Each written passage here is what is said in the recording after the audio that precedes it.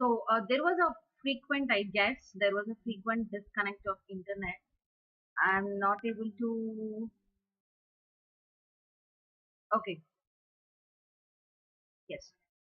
So today in this video, we are going to discuss about what do you mean by Article 1 to 4, uh, what do you mean by territory of India, how Indian states have evolved since 1947. This is what we will be discussing in this video. So let's start the lesson. For those who don't know, this is my introduction. And territory of India, this is what is from Article 1 to 4.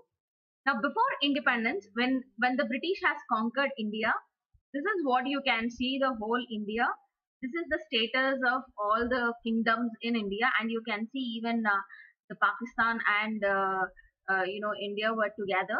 You can see that over here. You can separate Islam or Muslim state. You can see over here, and the states which are very plain, they are nothing but the native Indian states, and these are the states which are like British states. So you have United Province, Bihar, Central Provinces, Madras were the British India. So all this is the map of India before 1947. Now on a whole, this is what is British India about. You have British provinces and as well as princely states. The whole Indian subcontinent, you can see over here the reds being the British provinces and the yellow color are nothing but the princely states. When I say princely states, means these areas were under the control of the Indian princes, the princes. Okay. Now this is what is today's map. This is 2020's India map. Okay, the latest map you can see. This is 2020 India's map. So in this lesson, what we will do is we will see how the 2020 map has evolved right from 1773 or 17th century to what is latest 20th century. Means we will see the evolution of states again into two phases. One is before 1947 and the other one is post 1947 as well. Post 1947, the Indian states are classified as one is in 1956 and after 1956. So this is what and how India can be altered as well. When I say altered, you have to understand that we can even change India, the boundaries and all. Within India also we can change how we are going to do. That is what is the part of lesson. So let's see. Article 1. The first and foremost one. Article 1. Definition of India. Article 1 talks about definition of India. And please understand this definition you will find out even in Article 12 and you also find it out in Article 36.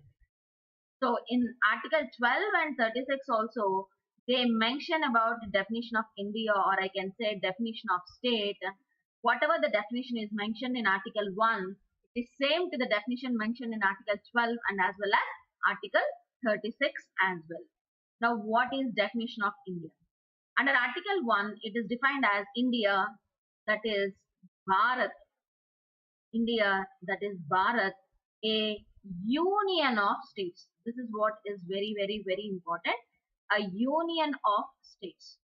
Now, what do you mean by union of states? Here, I would like to give you an example. See, if you see United States of America, even if you see USA is also nothing but formation of, some states. Like United States of America also is like a combination of many states being, pulled together. Now, in the American Constitution, you don't find a union of states. Instead, it is written as Federation of States. In United States Constitution, it is mentioned that the definition of United States as Federation of States, Federation, not Union. Whereas in Indian Constitution, you find the definition of India as Union of States. Now, what is the difference? You have to understand. What do you mean by federation and what do you mean by union? This is what is the question. See, Federation of States is nothing but the states are integrated to form one single country or one single entity called as United States. Means they have the power to form, at the same time they have the power to quit the union. They have the power to form the union, and they have the power to quit the union, or the states can come out of this federation or from that group. So federation of union, a federation of states is like they can form and they can quit also. But we intentionally in our constitution mentioned that India, that is that is Bharat, a union of states, because the states have formed the single entity, but for the states they don't have the power to quit the union. Again I repeat, Indian Union of States, the states, whatever they have formed, whatever the states, all these states, they have formed into union. They have the power to form the union, but they don't have the power to quit the union, means they cannot come out of the group. That is the reason we have used the word Union of States instead of Federation of US States when compared to United States. So again, I repeat, under Article 1, Clause 1, the definition of India is defined as India, that is Bharat, a union of states. Now, what and how many states, the list of this union and states is mentioned in other article. Let's see what is that. So Article 1, the same Article 1, Clause 2 talks about the list of union of states provided in first schedule. This is very, very, very important. Okay. So the name of the states, whenever a new state is formed or whenever a new union territory is formed, all their names will be mentioned in the first schedule, and that too in alphabetical order. That too in alphabetical order. When you see your online, when you are trying to fill any applications online, okay, when you are trying to fill the applications and online, you will see that the states list will be written in alphabetical order. If you notice, you'll have Andaman Nicobar Islands, Andhra Pradesh. Likewise, you will have the list of the states or list of the whole territories present in India in alphabetical order. Okay, this is mentioned under Article 1, Clause 2. I mean, it's a part of Article 1 only. And Article 1, Clause 3 mentions that territory of India means it is nothing but combination of states, union territories, as well as acquired territories. Again, I mentioned Article 1, Clause 3 defines territory of India as a combination of states, union territories, and as well as acquired territories. Means India can be formed by acquiring territories. Acquiring territories is by treaty or agreement or by session or by conducting a plebiscite. By doing all this, which follows the international law, agreements or treaties, the government of India is having the right to acquire territories. Some of the examples of territories in India are Daman and Diu, Puducherry, Goa, etc. are some of the examples of acquired territories, because we have taken them from the other countries. We have made them to be part of Indian Union after writing or by taking it from other countries. So according to Article 1, Clause 3, the territory of India means it is a combination of states, union territories, as well as acquired territories. Right? I hope you are mentioning it. Now,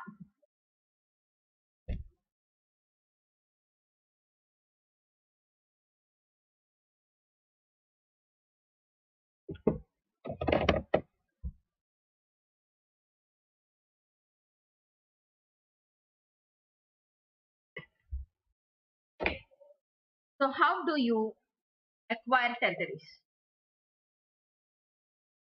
How do we acquire territories?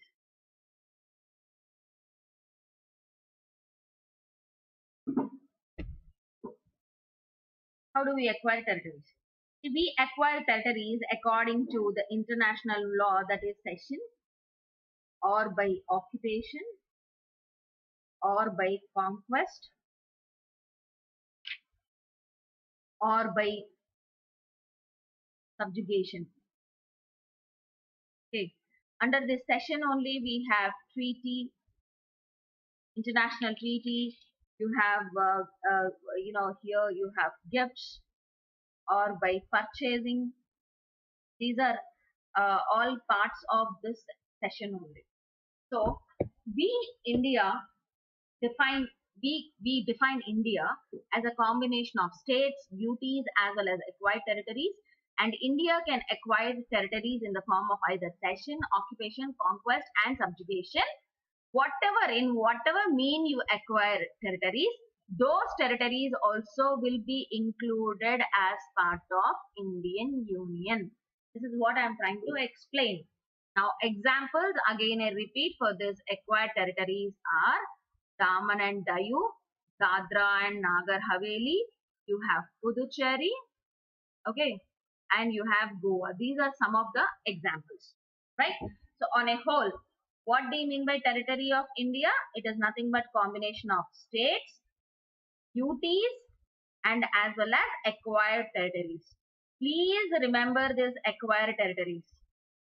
Please remember this acquired territories, because it will be the most turning point for one of the scenarios in Indian constitution, because if you remember in the preamble we discussed about Berubari case, a case where Indian government will give some of its lands to East Pakistan, because as per the constitution we have the power to acquire territory and also give away the territory. So this is what you have to understand. This acquired territories can be taken or they can be also given. Like how we have the right to take land or acquire a place through cession, occupation, conquest, and subjugation. Likewise, the other countries also will have the same power, right? So it is for us as well as the other countries. So in Berubari case, if you remember, India has donated it has given away some of its lands to East Pakistan. This is where the Supreme Court stated that in the preamble is not part of the constitution.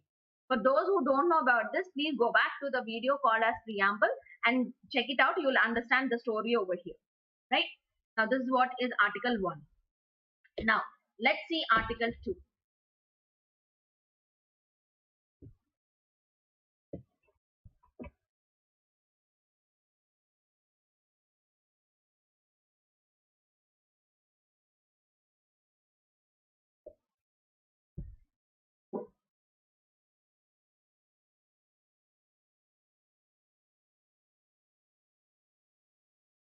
Article 2 to 4. There is something going on.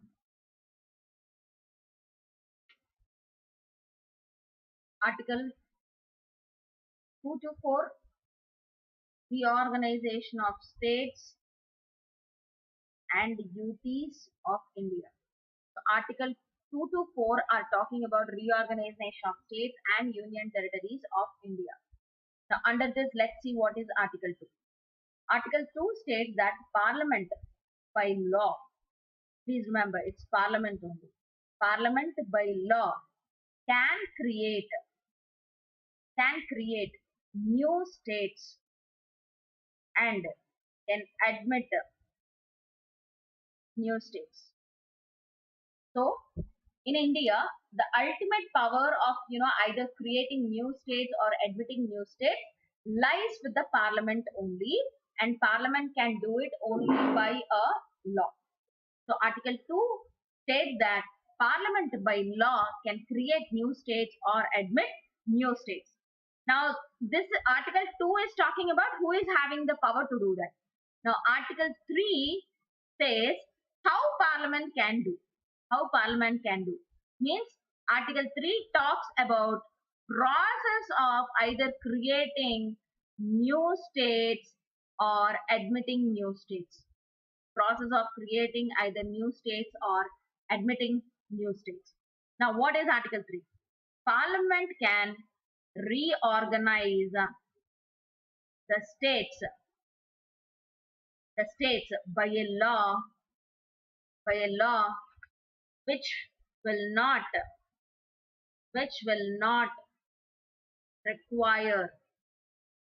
require an amendment, which will not require an amendment to the Constitution under Article 368. So please understand that you can create either new states, Parliament can create new states or admit new states through a process where it need not actually change the Constitution also. In the sense is, to create a new states or to admit new states, you need not change the Constitution.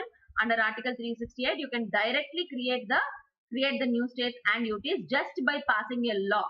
That's it. Please understand, when I say passing a law, it means the Parliament, both Lok Sabha and Rajya Sabha, need to accept that. This is what you have to understand. So under Article 3, we will have a process where Parliament by a law will create new states and admit new states, and it does not need to change the Constitution for that. You need not change the Constitution at all for that. Okay. Now, what is the process? We will see. Let's see the process. So put the heading under Article 3 to create new states, to create or admit new states. Okay.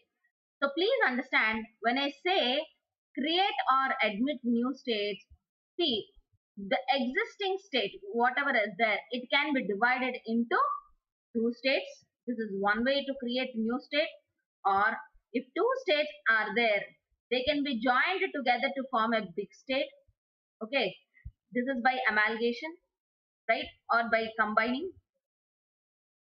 So what you do is, to create or admit new states, you can do either by adding two small states into a big state, or by omitting a big state into two small states. This is what one we can do, right? And the other way is, you can create new states by changing names of the states, as I mentioned, by bifurcation of states, or changing the boundaries of the states. When I say creating new states, you can either do by changing the name of the state, or by bifurcating the state, or by altering the boundaries of the state, or amalgamation of two or more states. Amalgamation of two or more states into one. This is what we can do. Now the process, what is the process is, this is very, very important. Before mentioning about the process, I want to remind you that a bill, or if you want an act, what is the process is, to make an act, you introduced in Lok Sabha, and before introducing into Lok Sabha, this bill will go to President. President will go through that bill, like what is mentioned and all, and then he will introduce into the Parliament. Before introducing into the Parliament, this is what you have to understand. The President will send the same bill to the United AP State Legislature.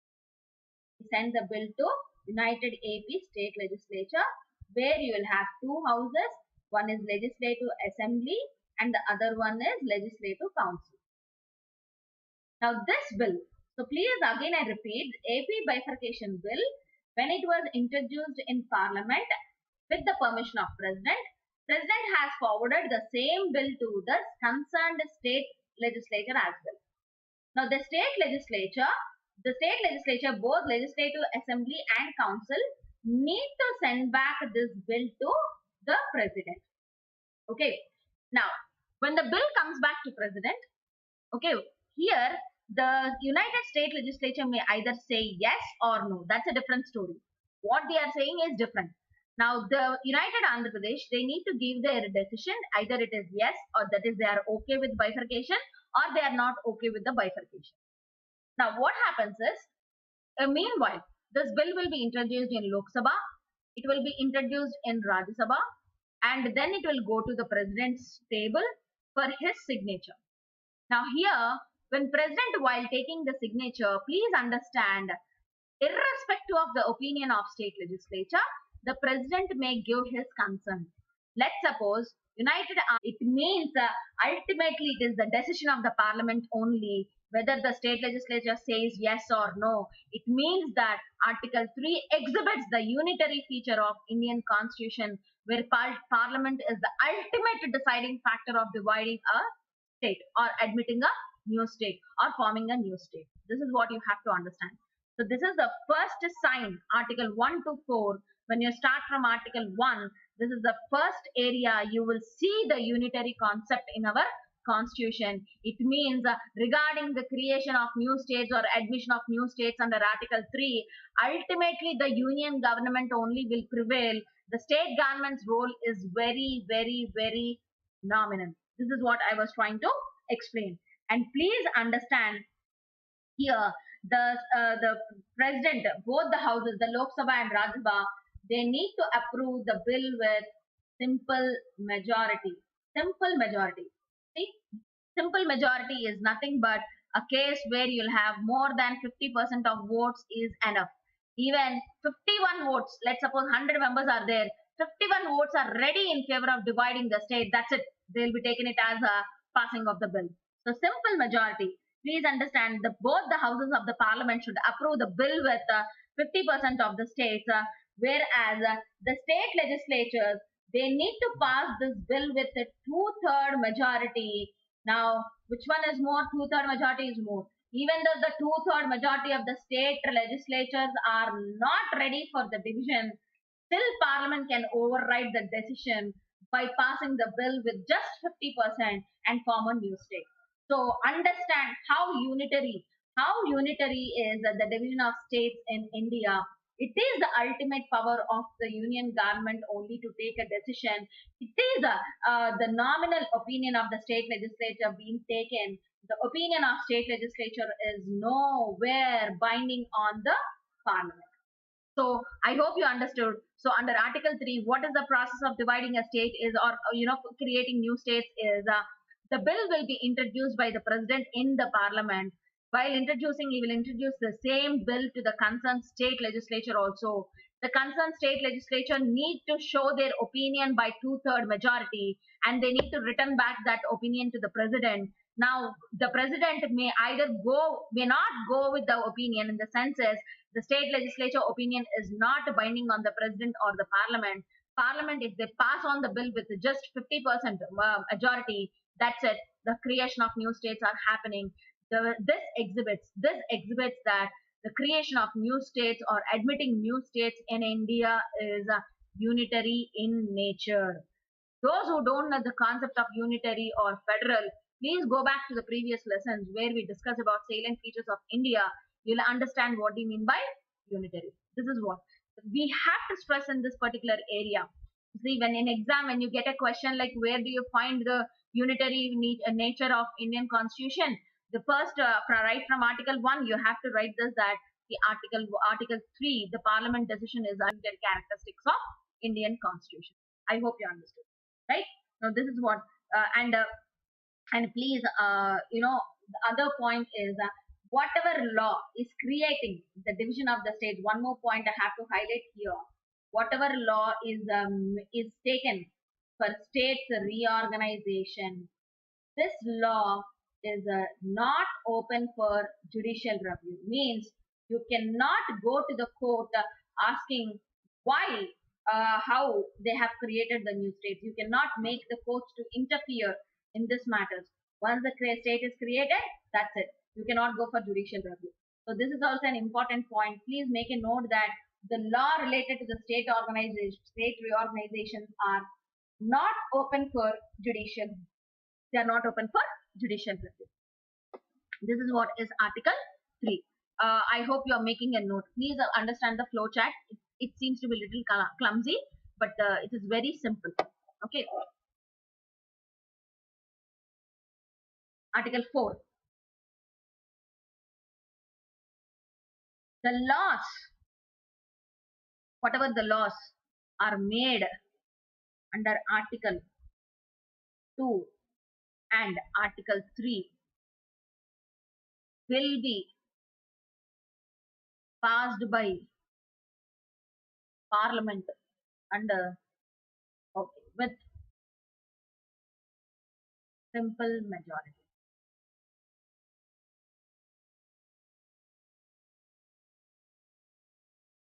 So under Article 2 and 3, we know that we can create new states or admit new states.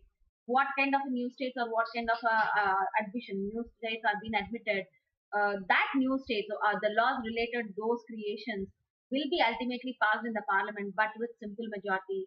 Simple majority means more than 50% of votes. That's it. Some of you may get a doubt. What do you mean by majority? Majority is nothing but a bill. You need the opinion on the bill. How many are okay with the bill? Opinion on the bill. 2, 3, and 4. Now we have to see, okay, now I have to mention over here the kingdoms we had. Okay. And slowly when British started ruling, they have divided the country into, the country was divided based on these lines, that Native Indian states and British provincial states. That is British provinces and princely states. Now, they have, before independence, before 1947, in India are category, or some of them got promoted into state. So this led for us today the list of the states and UTs which you see in your books. Now, how they changed and all, how this part A, part B, part C, and part D states got changed is based on certain reports appointed, means certain commissions or certain groups who gave their recommendations, what they have to do, how they have to change India, how they need to divide India, how they need to create borders. That is what is based on certain reports formed by the independent India after 1947. You have to admit, while dividing whole India into the states and union territories, initially there was a lot of confusion, like on what grounds they have to create. Is it based on the language, or it is based on culture? How they are going to categorize? There was a lot of confusion. However, most of the leaders, even before independence, also like Jawaharlal Nehru, they stated that they would divide India based on language, linguistic. Okay, they thought of dividing India into different states based on the language or linguistic based states. However, after independence, some of the reports or the commissions, they were not in favor of dividing the states based on language. Instead, they recommended that the states should be created, the new states, the whole country, the union of the states should be carved into new category based on the administrative convenience, but not based on the language. We have so many reports or commissions like Fazal Ali Commission, SRC reports, that is State Reorganization Commission reports. You have JVP reports. Likewise, many reports are there which gave recommendations on like how to organize India, on what basis we have to divide. This was what is the story. This is what we have to discuss as part of evolution of Indian states, which we'll do in the later class. So what I want to tell you is that this Article 1 to 4 is done. But how Article 1 to 4 has organized India, how the 2020 map, what you are seeing today is how it has come, and how is this, what is this British provinces and princely states, and how we had this states divided which were demanding for separate Pakistan, and what basis they demanded. All this we will be learning as part of evolution of states. Okay, so for this we have to see how the states are being organized, what are the recommendations, and how the state reorganization is continuing even today, which we will learn as part of the next video. Okay, so this is what is only reorganization of states, only the first part, or we can say territory of India as first part. You have the other parts also which you have to discuss. So please see this map. You will understand the whole picture. You can see many Nawabs. You see Rajputan states. You see Barodas, Marathas, Peshwas, Nizams, Karnataks, Nawabs of Karnataka.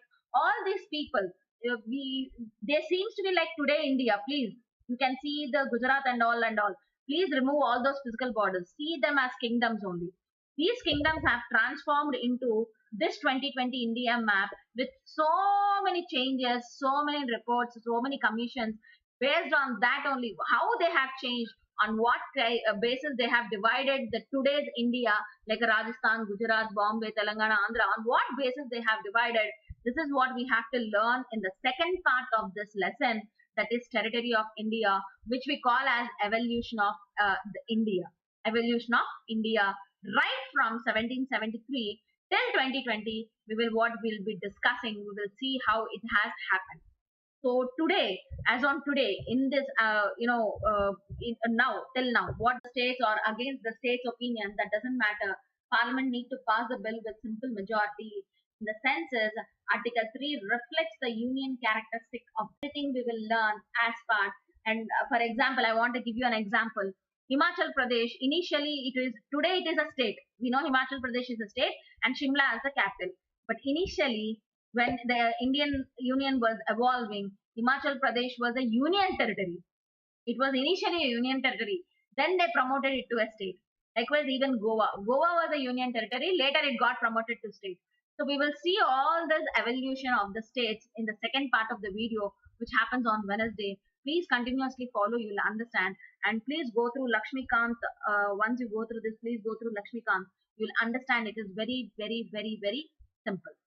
So if you have any doubts, please do ping us, or you can share the feedback so that we can improve, or you can even let us know your feedback in the comment section so that we can work on that. Right. So on Wednesday, we will see the evolution of the states, the second part of this session. By that only Article 1 to 4 will be completed. This is what I would like to say. Thank you so much, and I would like to conclude the video today. Thank you so much. We'll make sure on Wednesday the class starts on by sharp 1 o'clock. Due to some technical issues, there were some the delay, but we'll make sure that it is started on time on Wednesday. Please do attend even that, because it is a continuance to this. And also I would like to mention the whole Indian polity syllabus will be discussed, will be completed on this YouTube channel for free. So please make a note of this. Thank you so much. Jai Hind.